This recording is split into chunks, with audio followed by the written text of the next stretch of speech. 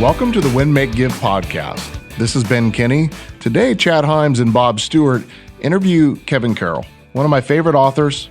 He is a leader who's contributed to organizations like ESPN, Disney, Starbucks, Adidas, Target, Procter & Gamble, Columbia, Mattel. The list goes on and on. One of my favorite speakers and an individual that will help you find the fun in life, the fun in work, all while telling you the inspirational story of a childhood, a life, and success. Enjoy Kevin Carroll. What an interview, Bob, we have lined up for this week. I'm so excited to bring this person on. Now, Bob, I just want to make sure that you know we are here to bring value, of course, to our listeners on the Win, Make, Give podcast. Hey, you're telling me this? Well, Bob, hang on, because it's health, wealth, leadership, legacy. And I just want to be warning you. Oh, here we go. Because I know the guests that we have coming on here, the two of you could turn this literally into an hour conversation about basketball and Nike shoes. Let's do it. I'm just putting that out there, Bob, that I need you to stay focused on this stuff. And all right, I'll try. I know I'm going to have trouble because the health part of it, I know this guest and I, we could just talk health and how we can help everyone stay in shape and all those other things so much better. Yet these aren't even his hugest strengths when it comes to what he's going to share for us today. And Bob, I'm so excited to introduce to our audience this episode that we are joined by Kevin Carroll. And our audience might not necessarily click the name, yet they probably will know him as, and Kevin, I'm sorry if this has now become that tagline, whether you want it or not, but he's the red rubber ball guy. Right. Yeah. You got to know him through that. So, Kevin, thanks so much for taking the time and joining us here on the Win, Make, Give podcast today. Yeah, absolutely. Thanks for having me. So, yeah, most times people just say red ball guy, red ball guy, red ball guy. Yeah, so it's happened to me in the most unusual places. And I tell my wife from time to time when I'm in security lines and airports that they'll be, hey, I don't see your ball with you. Right. Kind of whisper behind me. And I'm like, turn around, red ball guy, right? Rebel guy, right? So yeah, so that is definitely it is loved and appreciated for sure, that moniker. Well, okay, so Kevin, Chad knows you as that, and he's seen you at Keller Williams family reunion, is in front of tens of thousands of people. Explain to me or some of these other people out here who aren't as familiar, where did that come from? Like why are you the red ball guy? So I tell my story, and my backstory, my origin story really kind of encompasses the idea that a ball saved my life. And so play was a really important part of my growing up just outside Philadelphia. And there was a playground, which was my first safe place as a result of the upheaval and uncertainty and the addiction and abandonment of my parents. My grandparents raised me and my two brothers. And so in the neighborhood, there was a playground, and that was a place that I discovered teams and being around other kids that wanted to play. And we played a lot of sports, but I had a different agenda. I didn't play sports for trophies or medals or first place. I played sports for belonging. So it was very different for me. And so a ball represented belonging and community to me. And so I made a promise that I would keep a ball with me no matter what, quotes around ball, but I was going to find a way basically to belong and build community. And so that was my first way of doing it, was through sports and play and teams. Did you understand, like at that age I don't know, are we talking like in your, like pre-teens or even sooner than that? You understood at that early age that that's what sport and the ball meant to you, or was that something? Oh yeah, I could tell. I didn't have the language or words, the level of lexicon that I have now, but I had a feeling, and I think that when we're young, you can tell when you belong somewhere or not, right? Mm-hmm. When you've got a vibe, when you're connecting with people, that's because it's an innate thing we want, right? We want to belong as human beings. We want to find a place to be, right? And where we feel safe, where we feel welcomed. And so I could sense that very early, right? That this playground provided that for me. And little did I know that it was the energy center of the community, and everybody kind of walked through there or came through there each day. And so people started to find out our story of the three boys who didn't have. And so everyone wanted to support us in best way they could. And I tell people that I was raised by an eclectic, crazy group of people, from war veterans to workers, drug dealers and users, parents of my friends, coaches, all kinds of people poured into us as best they could, whatever advice, insights, wisdom, good and bad, right? They were telling us things. And I just loved that I had this place that I could go to every single day. I went to that playground every single day from the age of 6. And until I left to go to college when I was 18, I was always at that playground. And so either walking through it, actually playing at it, whatever. And so that was a really amazing resource for me. And those individuals were my teachers, right? My life teachers. And so I think, yeah, I absolutely knew it was a special place for me. And then I started to gain, more of the knowledge and understanding of why. But I figured it out very early. Fascinating. That's fascinating. That and maybe that came from that was for you, what, like the one place you felt most like you belonged, or was it the one place you felt like you belonged at all? It was the first place. Then there were other places that came, as a result of that first place of knowing that I could belong somewhere. Then the public library was the second place.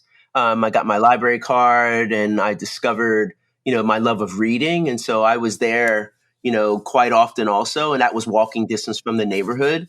And then school was the third place. Like when I got to school, and because I'd become a really strong reader, teachers noticed my intellect.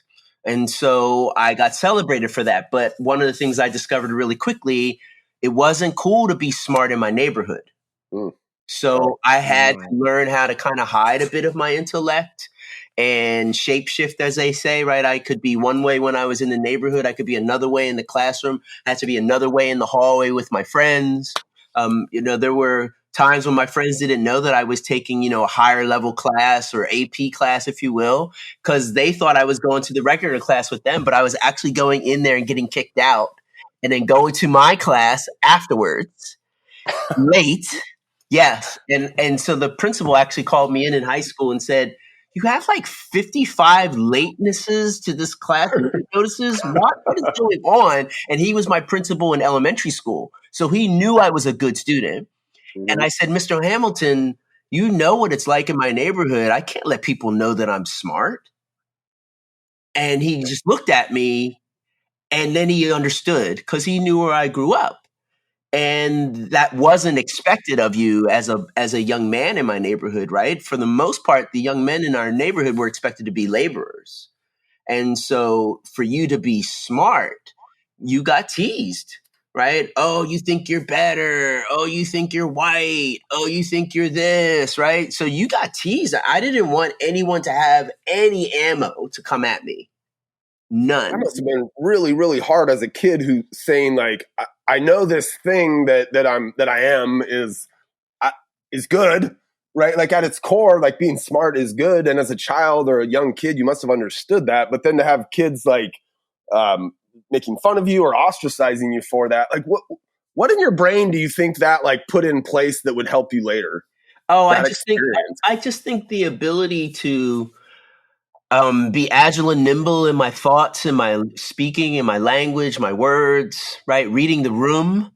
I think it helped me understand that, right? Just knowing who's in the room, knowing the roster of the team, if you will, right? Who are the players in there? You can't know your opponent if you don't have a program. I knew the program all the time. I was always reading the room, understanding that. And I think it allowed me to really know how to fit in a lot of different, situations and scenarios. I think it gave me that confidence to be able to, do that. And so it's served me well. I mean, I've traveled the world and been in front of lots of different audiences. And I always tell people the two most difficult audiences I've ever had to talk to are first graders and creatives. So they basically are the same people, right? Because they have really short attention spans and you better be good, as they say. So I think that's what it served me well, is just my confidence to be able to vary my voice and my message to reach the audience that I'm talking to.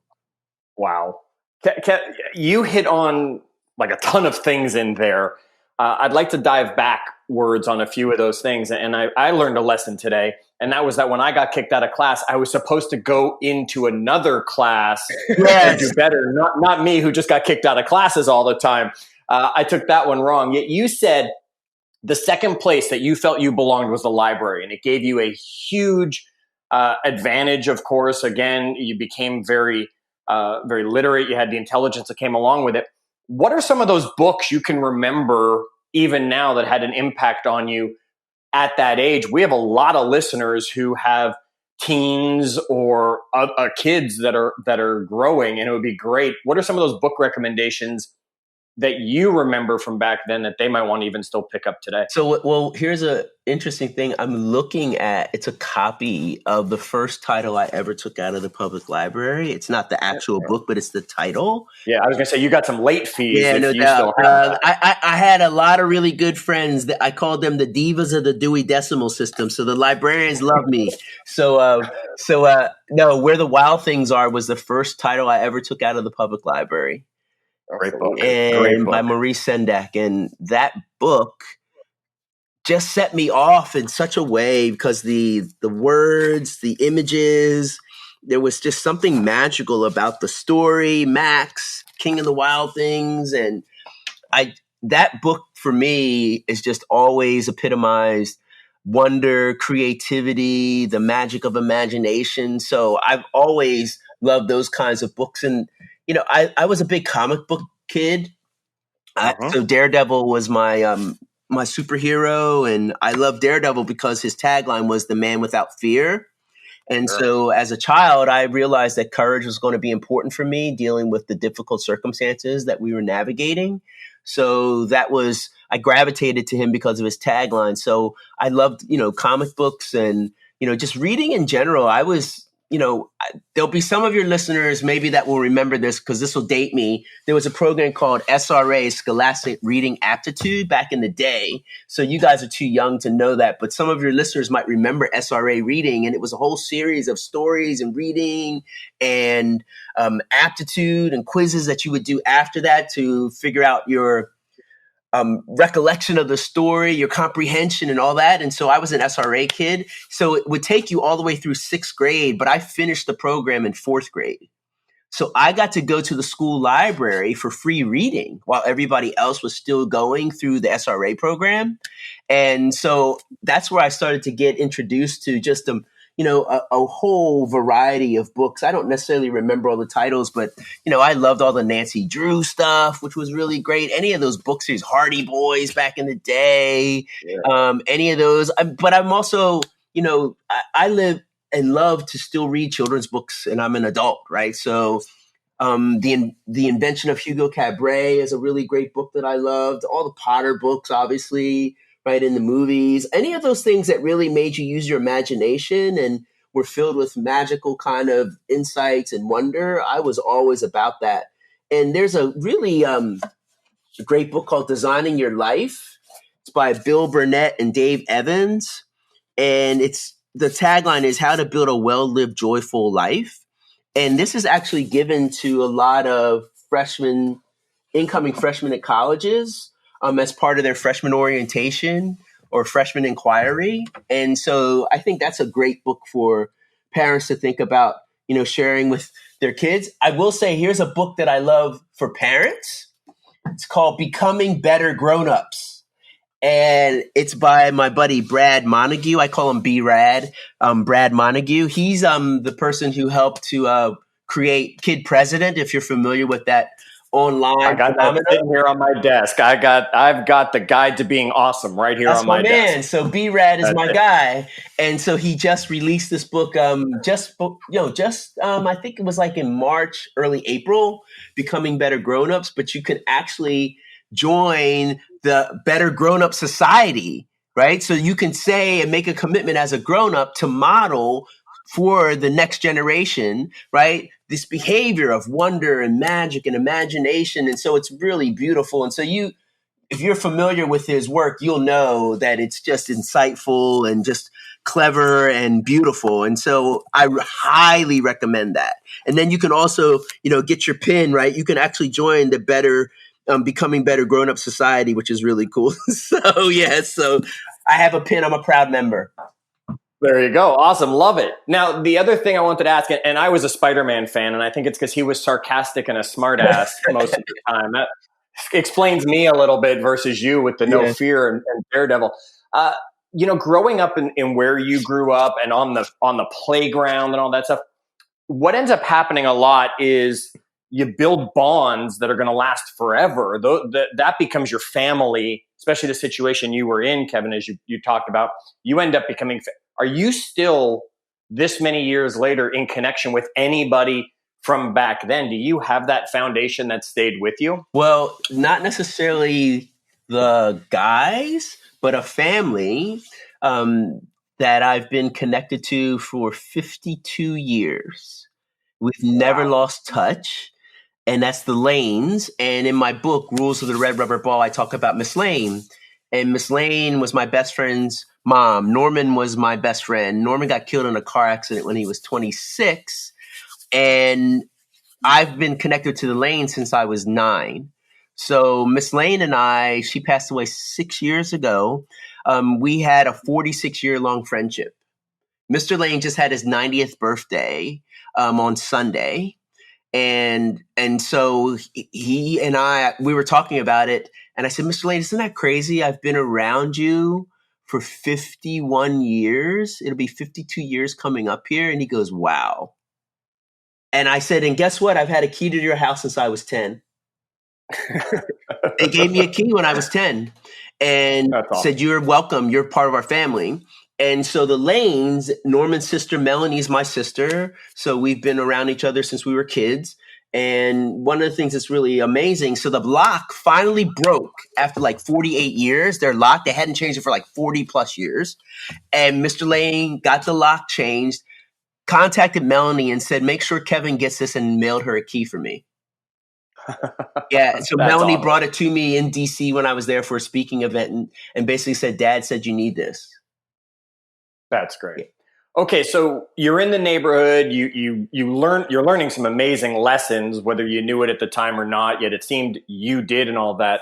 At some point, you go off and you join the Air Force. Yes, and you go somewhere that's a controlled environment, very regimented, very different. How the military will run and all that. What was that? Well, first of all, thank you for your service to our country.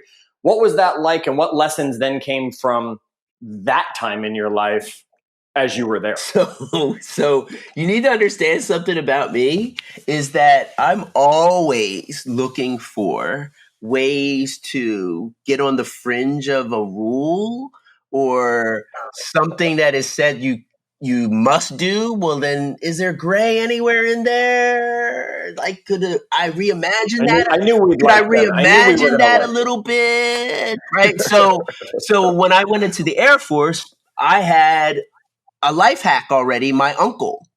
So my uncle was a 20 plus year veteran of the Air Force. The reason that I actually picked the Air Force was because of my uncle, because every time I saw my uncle in his uniform, he was happy. So that I said, well, I want to go, if I'm going in the service, I'm going in the one that my uncle was in because he was always happy in that blue uniform. So I walked past every other branch, go into the Air Force recruiter, go through the whole process, go in. And my uncle briefed me before I went in and told me all the little life hacks, all the hacks I could do. Right. He didn't call them that then, but they were hacks, right? Of how to navigate basic training and really like work it and like work basic training. So I was telling people I worked basic training so hard, dude. I came out with extra money, with all kinds of like great awards and everything because I was just outthinking people. So I was always conforming. I ended up being the head of the group and I didn't want to be the head of the group. So it was called dorm chief. So all the big guys got all the leadership positions to start. And I got the position of basically the assistant to our drill instructor. And it's called house mouse, right? And so the house mouse literally had all control of everything. I knew everything was going to happen the next day. So everyone wanted to talk to you about what's our agenda tomorrow? What are we doing? Where are we going? Where are we marching to? I knew everything. And I was allowed in the drill instructor's office at night. So I literally acted like him, and people had to knock on the door one time, and I'd enter, right? And it's like, what do you need? And I would act like the drill instructor. Well, our leaders would march us to the wrong places all the time. And our dorm chief, they had gone through 4 different dorm chiefs. They weren't working out. And so one day I got called into the office, and the drill instructor said, "Carroll, I need to see your badge." I said, "Why do you need to see my house mouse badge? Just give me your badge." And so I give him the badge. And he throws this other badge to me, and I look at it, and I throw it back because it says dorm chief. And he says, "What are you doing?" I said, "I don't want that job." I said, "I like the job I have." He says, "Well, I don't have anybody else I can count on. I can count on you." I said, "I'm too small." That was my response. "They won't listen to me." And I remember he looked me square in the eyes. He said, "It's not about the size of you. It's the presence you bring. You bring the presence. I'll do the yelling for you." So he said, "Just use your pen, write them up, hand them to me. I'll let them know." Right. And so literally everybody got afraid when they saw me reaching for my pen. He's reaching for his pen. He's reaching for his pen. Right. So, but then I was dorm chief. And so I had to figure out a way to lead without what I thought you needed, size. And so I learned about leadership as it related to your presence and your style and how you were relatable. That was my first leadership opportunity. I always wanted to be in the background. I enjoyed being in the background. I didn't want to be the center of anything because of my childhood, low self-esteem, all these things. Even though I had gifts and talents, I just always wanted to not bring attention to me because maybe you're going to ask me that one question I don't want to answer about my background or something that would embarrass me. So yeah, and you'd had this experience where your talents were minimized, right? They were minimized. Yeah, they were minimized. Yes, yeah. So here's this drill instructor, Staff Sergeant Spear. You never forget your DIs. You never forget them. You never forget your training instructor. You just don't. Staff Sergeant Spear, Staff Sergeant Arguello, Flight 121, 3708, BMTS. Still remember all those things. And he gave me my first leadership opportunity. And I discovered that it wasn't about your size, right? It was about your style and your presence and how you got people to rally around stuff. And so I learned how to basically navigate the hairball, the matrix of the military because of my uncle, but also because of just learning how to be connected to people. And it was Preston Playground again to me. Right. It was just how do you relate to people? How do you connect with people? So I was helping people with their lockers because my locker was pristine. Little did they know that I did a life hack because my uncle told me exactly how to do it. So I never had to touch a thing in my locker, and I had all extra stuff in my laundry bag separated by a towel. And I lived out of my laundry bag for 6 weeks. Literally. Smart. Yes. Right. But everybody thought like, how's Carroll's? His stuff is perfect. It's always perfect because I would never let anybody see. I would get up a little earlier than everyone else. My uncle said, just always get up earlier. They won't see where you're getting your stuff from. Yeah. So I just learned all these things from my uncle. So I was doing people's lockers for them, but I was not letting them know. And I'd ask them, how many demerits did you get last time? I can't give you a perfect locker if you didn't get one. So I can give you this much. Okay. How much will that cost me? $2, $3. I could do your shoes. And so that's how I was making money, dude. So I was hustling people. So I figured out, my uncle, this was his profound words. Either you work for the military or the military works for you. I mean, that's in life. I mean, in most scenarios, that's the deal, right? You're either working for something or it's working for you. Yeah. And so I think wise words, right, that I could hold on to my entire life. So I really appreciated him giving me that life hack early. All right. So we learned some life hacks. We learned some leadership lessons. We learned some great things in the Air Force. And Bob, contain yourself, right? Then we're going to go to Kevin's next stop here.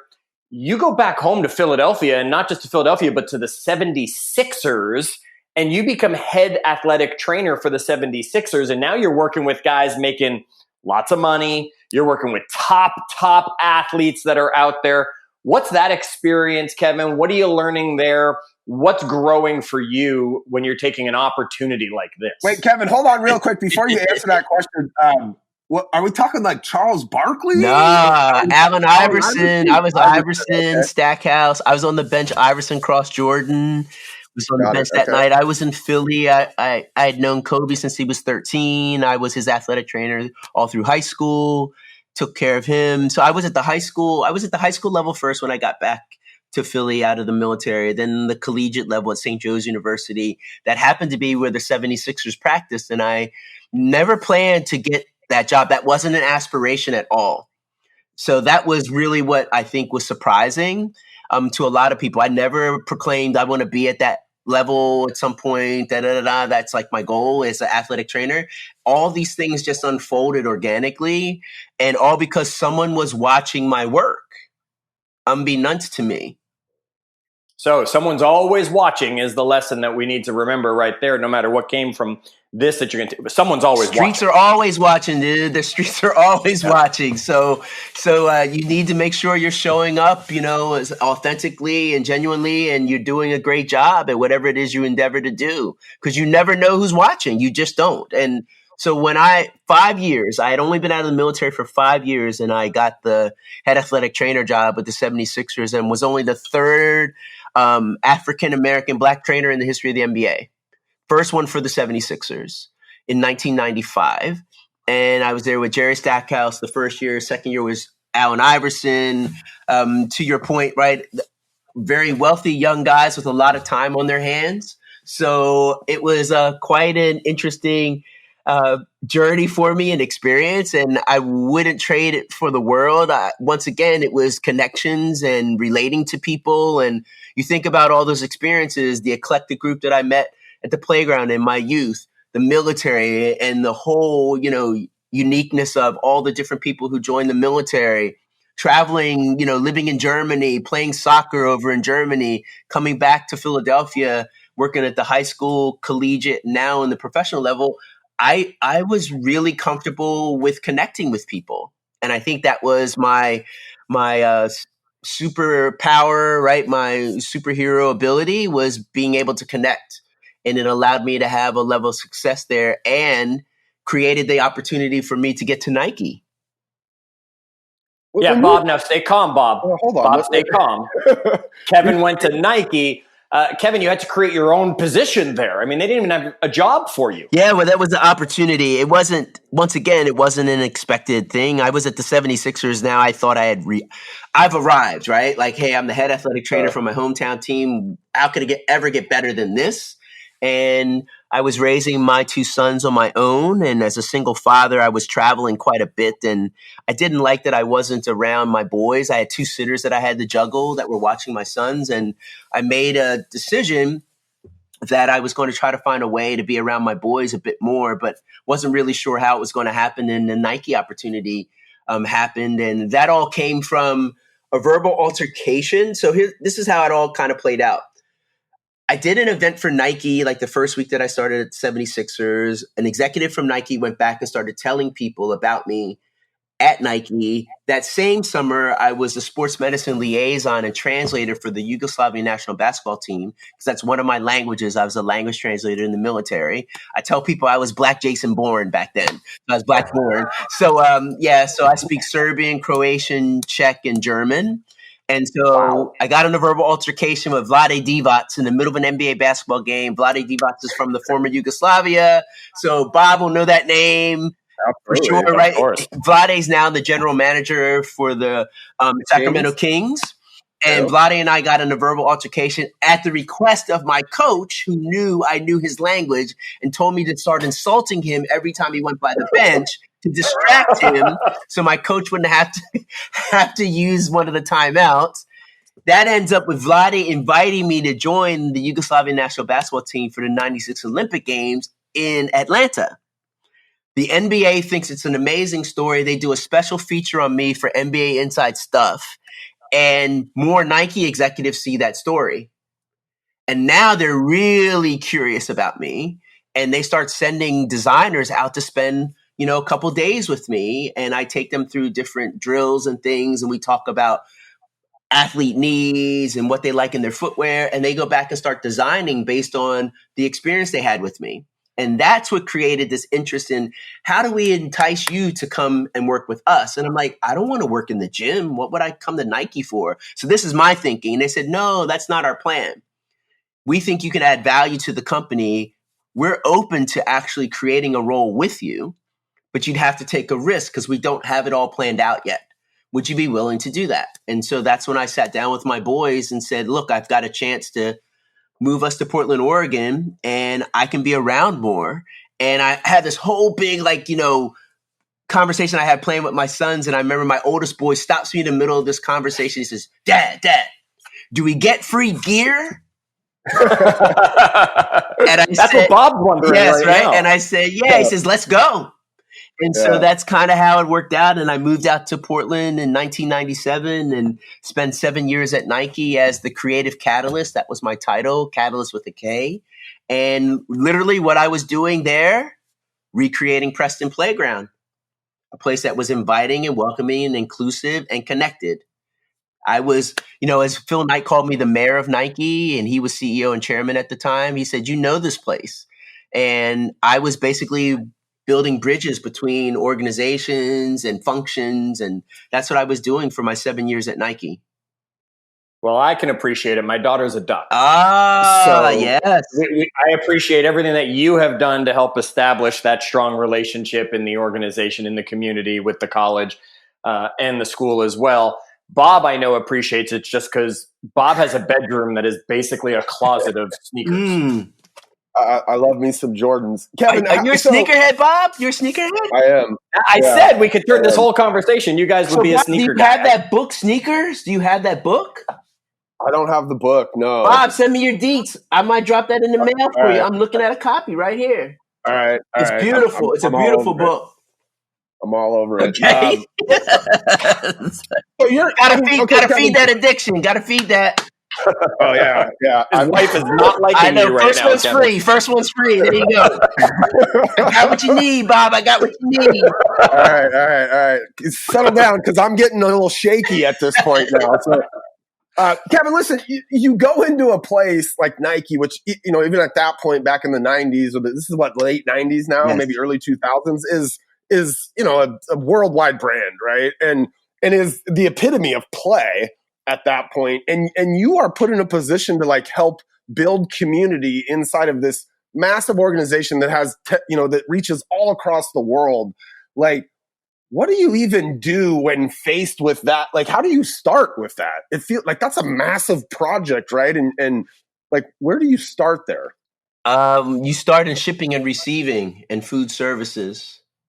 The people who are on the ground providing and supporting, and security. You're talking getting into the organization itself, into the Nike organization. Yeah, those are the three people: the security, food services, shipping and receiving.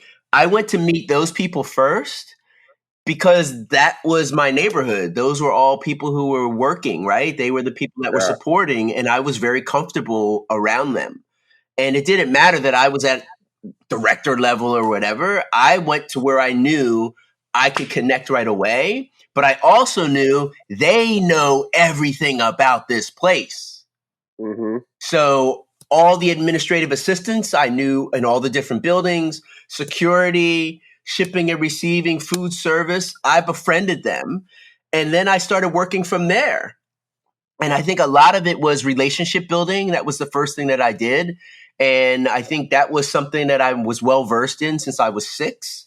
And so I would always ask, what's your story? Why are you here?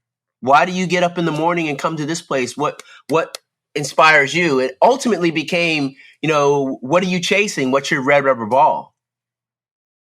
That's interesting, because I bet most of those people had never been asked that. Oh, absolutely. I bet that those people just poured into you when you just asked. Amazing insights, notions, wonder, imagination from all over the organization, from all levels. But what I really was fascinated with was the origin stories, the backstories of people, their why, if you will, right? So that Simon Sinek, right? Start with why. When people started sharing their why, it was just it just cracked people open. And then anything was possible from there, right? Now I can rally you around all kinds of, moments, experiences, different things that would bring together and rally people. And so that's really where it started was, what's your story? Why are you here? My story is that when I was a little kid, I could only get one pair of shoes for the entire year. And then I got another pair for basketball season. But I couldn't wear my basketball shoes until basketball season was over to school, right? And so, as a 9-year-old kid, your shoes are thrashed by the time basketball season ends. So that's where my love of shoes came from. And it is an addiction, but that's my story on shoes. That's brilliant, though, right? And I bet you were the kid that tried to figure out ways to take care of your shoes, right? Like you wanted them to look right. Absolutely. So, and your other friends are like, why are you doing that? No, these got to be right, man. Right? It's still happening, Kevin. He'll mock anybody who walks in wearing shoes. And Bob we will go walk for lunch. And like, if the grass is wet, Bob has to find a long way around. That's it. Bob, your nickname should be, what are those? Right? It's like, you're the king of that. What are those? Yeah, totally. Bob is definitely our shoe junkie. All right, so Kevin, you have had this amazing. You had a challenging start, and you overcame it. You learned play, reading, the lessons in all these lessons that came from the military, from Nike, from being at the NBA, all the things that you've had, all the gifts you were able to create, and then comes the red rubber ball. I mean, then you finally take the lessons that have been in your head and you put them onto paper for everybody for this red rubber ball concept. And you've got your 7 simple rules, right, that come from that. And let's go through these, and maybe you can talk a little bit about these rules to help our audience with some great lessons that come from it. And rule number 1 is commit to it. So talk to us about that. Commit to it. Simply don't talk about it, be about it. That's what my grandfather would say, right? A lot of talkers and very few doers. Which one are you? That's commitment, right? If you're going to be about something, then do something about it. And I think that's that commitment piece. And the more that we realize that we have to re-up for our hopes, our dreams, our aspirations every single morning. When you get see the light of day, you get another opportunity to advance that hope or dream or aspiration closer to fulfillment, to manifesting, then let's go. So it's always about that commit to it. So number 2 or the second one would be seek out encouragers. And it sounds like just in telling your story, you had a lot of those along the way, and some you seeked out, some probably seeked you out, but seek out encouragers. Why is that important? So we can't do it alone, right? And so it's going to take, the support and belief from others to allow you to turn ideas into reality. And we know that collaboration is a social currency now. So be a really good collaborator, I think, is really important at this point in time, because we're all could be amplifying each other's ideas. And the more that you're willing to share those ideas and invite others to assist you with turning those ideas into reality, right, that's going to help you. But I always say this, that encouragers aren't just there to gas you up and tell you you're amazing, you're great, and be your hype squad. That's not what they're there for, right? They're also supposed to hold you accountable for those ideas. Right. And so accountability is that other piece that your encouragers should be willing to hold you accountable and to check on you to see what you're doing with that idea, that hope, that dream, that aspiration.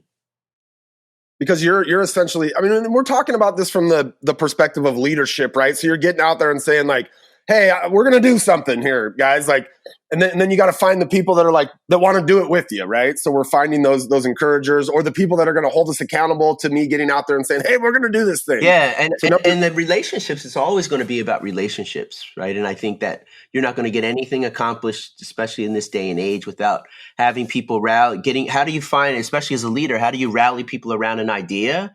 And then how do you get out of the way and let them feel a sense of ownership around that, right? And so I think there is this wonderful symbiotic kind of partnership around, you find those encouragers, but you get an opportunity to encourage them too. So it is this give-get kind of thing versus just a one-way street. Awesome. Okay, number 3. I like the beginning of it, workout. That's what I hear right at the beginning of it, but it's work out your creative muscle. not just working out for the sake of working out. You're actually talking workout your creative muscle.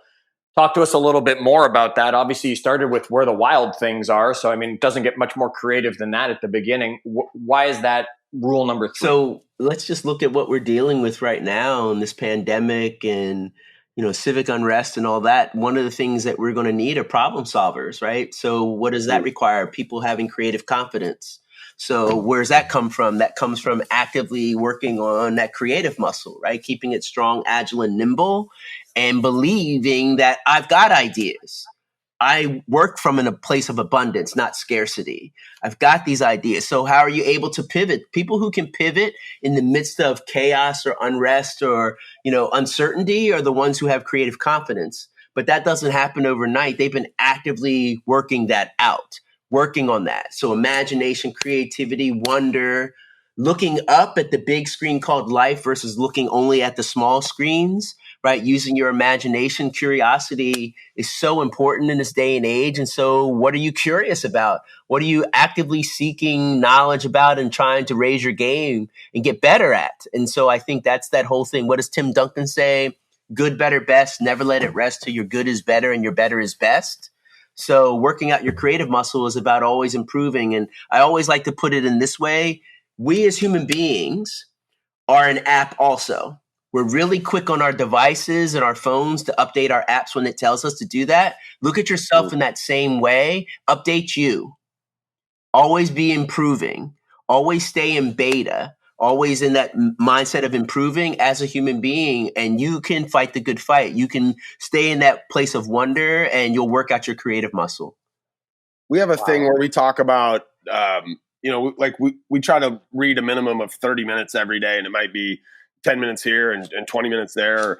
Do you have like something that you like do on a daily basis to work that creative muscle? Do you have any kind of a routine around that? Yes. I can walk to and from my house to my office. So every day I get to do that. And so I do my ultimate to both ways, not to be on my phone and just be present as I'm walking so that I can discover things, right? I'm looking up and I'm looking at the big screen called life.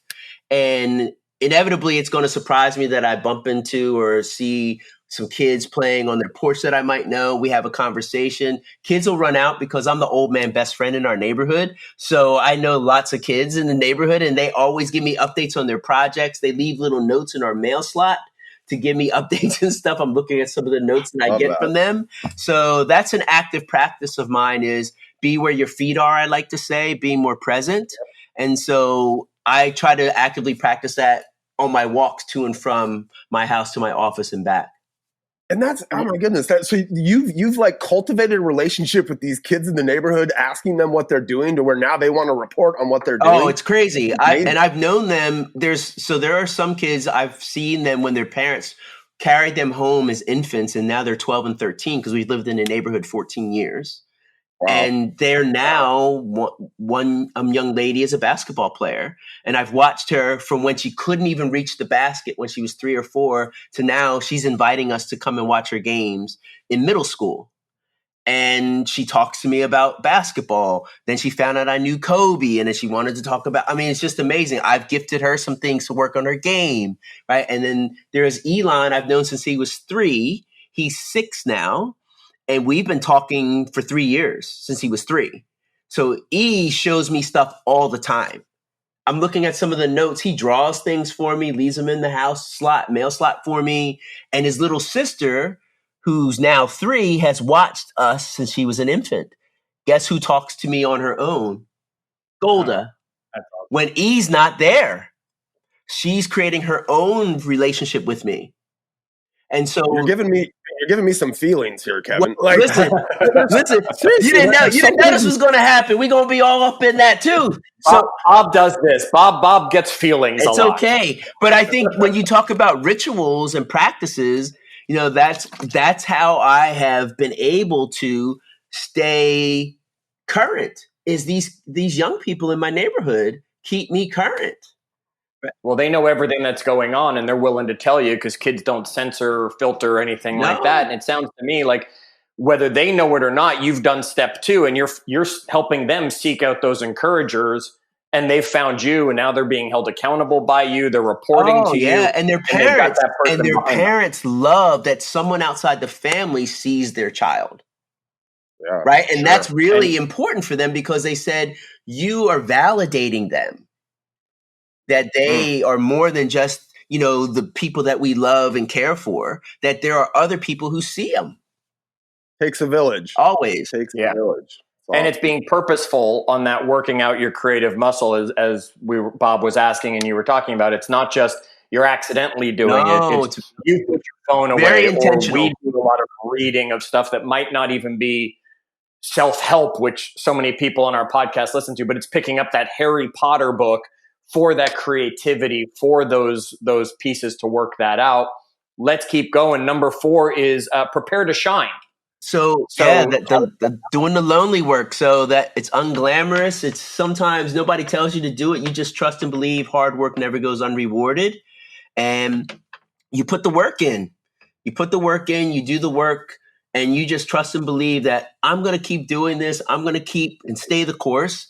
And this is going to tip in my favor. And I always remind people, it'll probably tip that idea, that hope, that dream in a way you never anticipated. And my story is evidence of that, that there's no way that 6-year-old me, who was abandoned, rescued by grandparents, raised by Ball Book and Betterment, ever in my life thought that it would play out this way. I remember yelling, I'm going to be in the NBA one day, when I was like 10 or 11, and everybody laughed. They're like, dude, you vertically challenged. That's not going to happen, right?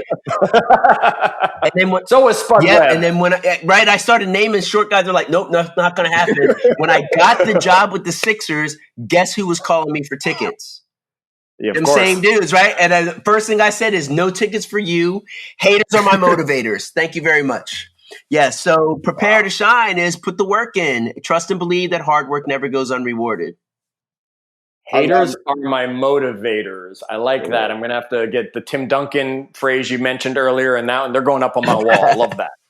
So speak up. I love this one. I think talk to this one, but maybe like where along the way did you realize that was important for you? Nana Carroll, so my great-grandmother, taught us this. And she would say, speak up. A closed mouth don't get fed. You got to let people know what you want, right? And if you keep it locked up inside, how will they ever be able to help you? You have to have the courage to share your hopes and dreams. So what do most people do? They lock them up inside. They never have the courage to speak them out. And therefore, people hear it and say, hey, heard you mention this the other day. I'd like to introduce you to, I'd like to give you, I'd like to turn you on to, put you on to this. That's what happens when you put it out there. And I think what a lot of people do is they lock their hopes and dreams up inside them, right? And then once they manifest, right, they're high five myself. I'm kind of a big deal. Look at me. No, put it out there.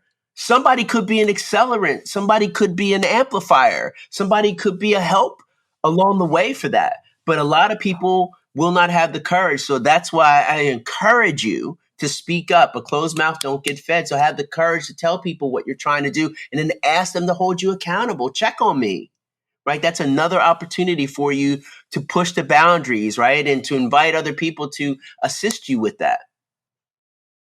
Thank you, Nana, for that one. All right. Number 6, as we keep going, is expect the unexpected. And boy, we couldn't be living in a better time than ever for that. This was as unexpected as it comes. Yet you wrote this book before the pandemic, but Kevin, talk about expecting the unexpected as you're going through these lessons. Yeah. So, I also throw in there, expect and respect the unexpected, right? And so respect it, that it's here. Okay. Now what are we going to do? Now, are you a victim or a fighter? Are you an optimist or a pessimist? And so there's a beautiful quote: a pessimist sees the difficulty in every opportunity. An optimist sees the opportunity in every difficulty. I choose optimism. I choose positivity always. I know there'll be some difficult times. Those difficult times conjure up and spur in me decision making, right? That I can find a way to navigate around that obstacle versus allowing that obstacle to win. And so we get a choice all the time to be a victim or to be a fighter.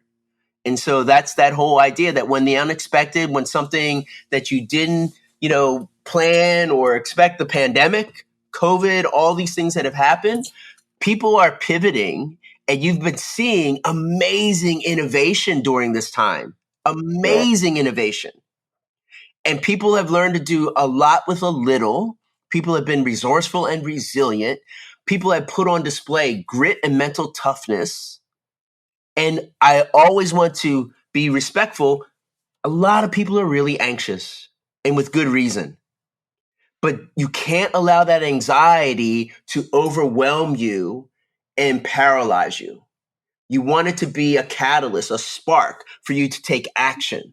And if you don't have all the answers, how do I rally others and find other people who are working in that same place? So how do I start to explore, use wonder, imagination, curiosity, all those things that allow you to navigate the unexpected with a level of confidence and self-assuredness, but not a cockiness. Because as my grandmother said, he said a hard head makes for a soft behind, right? So don't. And she would also say, don't start smelling yourself. Only dogs do that. That's not very attractive. So, so you're getting a lot of Nana Carroll today, y'all. But these are all truths, right? But expecting the unexpected, the way that you do that is with this studied confidence. That you keep doing the work, you keep putting the time in, you trust and believe that hard work doesn't go unrewarded. And here is a moment for you to use all that you've been doing.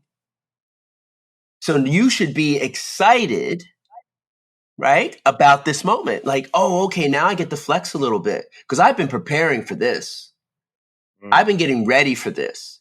And even if I'm not I don't know all the answers, I can lean into this because I'm optimistic.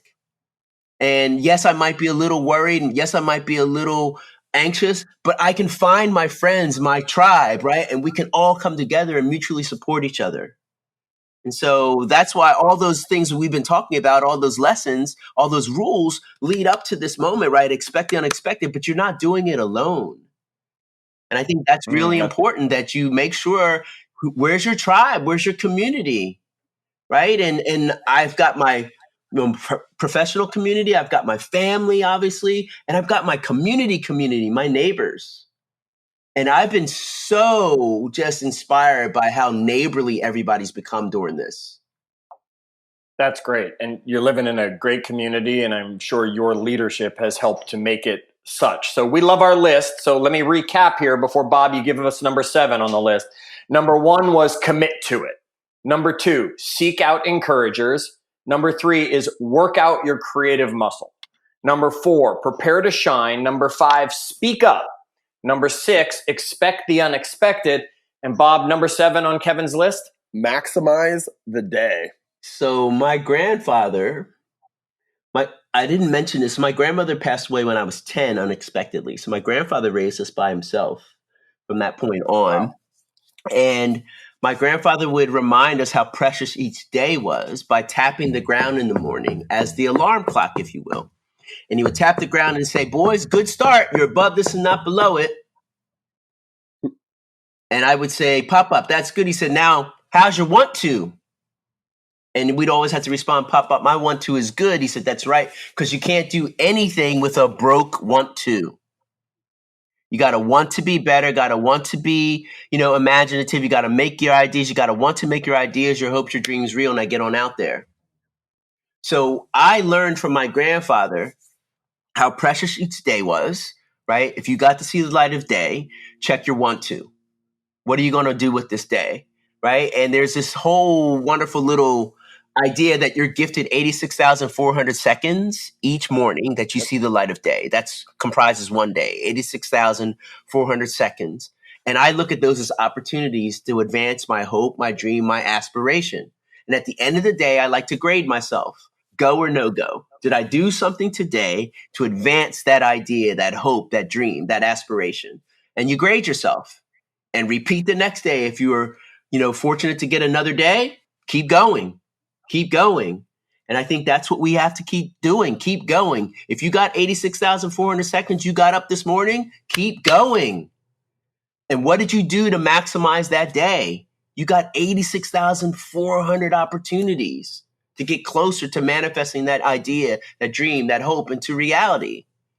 Just keep going. Man, this was I had a really fun hour, Kevin. That flew by. Didn't it? Yeah, it just flew by. So, Kevin, let me get one last thought from you before we get out of here, and that's play. Your whole, if I had to sum Kevin up in a word, it's play. From everything I've read on you, learned, heard from you, heard today and all that, there's always play in there. Where's play coming into today's world? I mean, we're living in a different world today. Where's play? I can't literally, I'm supposed to social distance from you. How are you getting play happening? Yeah, like I can't, Kevin, I had one baseball practice with my 4-year-old, one T-ball practice we got in, so, I mean, we've shifted gears. We've got a trampoline out in the backyard now, but what are we supposed to be doing right now? Yeah, well, but I think, you're looking at it literally as just the form of games, but there's imagination play, there's fantasy play, there's object play, there's word play, there's lots of ways that you can still play. Just being together, right, can be playful. And I just really look at, time spent together is really important. And what you've been hearing, which has been really, I think, one of the great gifts from the pandemic, is families have been rediscovering each other. And they've been playing, board games and doing puzzles and just spending time around each other. I've been hearing from friends who said, never in my wildest dreams did I think that I'd have my 20-year-old under my roof like this. And that we're rediscovering each other and having conversations, and they're discovering things about me. I'm discovering things about them, right? Or their little ones and all that. And I just think that play is going to take on a different form, but it's never going to be gone. And I think that there's, this idea, Stephen Johnson wrote this book called Wonderland. And I love the quote that he has in there. He says, you'll find the future wherever people are having the most fun.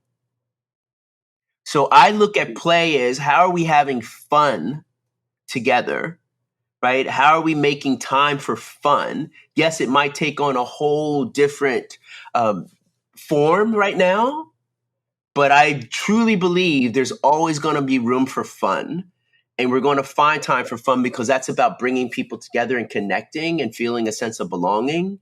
And so I think play's found a way to rise above this and will always have a presence. It's just taking on a different form. It's just being reimagined, but it's still going to be around.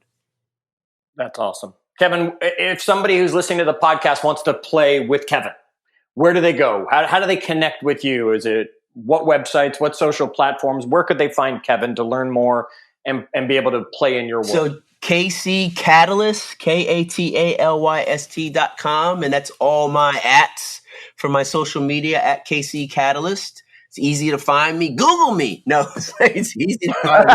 Yeah, you'll find me out there. And that Cataglyphs, I have a Cataglyphs limited series podcast. You'll hear a lot of these stories that I was sharing about my Nana Carroll, my grandfather, Miss Lane, all on there. And I have some fun, and they actually recorded me telling the stories. So they're really a lot of fun too. That's great. And gang, you can get your hands on his books from his website, kccatalyst.com, or you can always find them on Amazon by searching out Kevin, find the Red Rubber Ball at work. You got the rules of the Red Rubber Ball, and of course a kid's book about belonging. Powerful, powerful lessons. Kevin, we appreciate you playing with us here today and having a time with that. And we hope that our audience, you share this episode with someone that needs to play a little bit more. Someone that needs to get those lessons, those 7 lessons that Kevin was sharing with us. Maybe they just want to laugh at Bob and his little shoe fetish, whatever it might be. Then come join us on Facebook, facebook.com/group/winmakegive, so we can talk more about it. Or you can always follow us on Instagram. We're there too, Win, Make, Give. And follow along, see what's going on. Until our next episode, folks, remember, play, wash those hands, and as always, do good.